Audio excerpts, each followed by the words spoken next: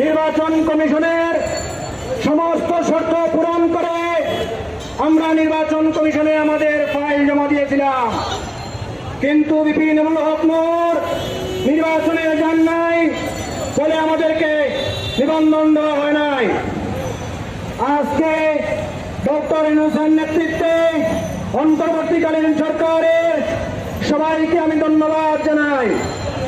আজ থেকে আমরা মনে করি ন্যায় বিচার শুরু হয়েছে। এই বাংলার মাটিতে বিপিন নূরের নেতৃত্বে আজকে আমরা ট্রাক প্রতীক পেয়েছি। এই ট্রাক প্রতীক আগামী দিনে হবে জনতার প্রতীক, এই ট্রাক প্রতীক হবে ন্যায়ের প্রতীক, এই ট্রাক প্রতীক জনগণের আশা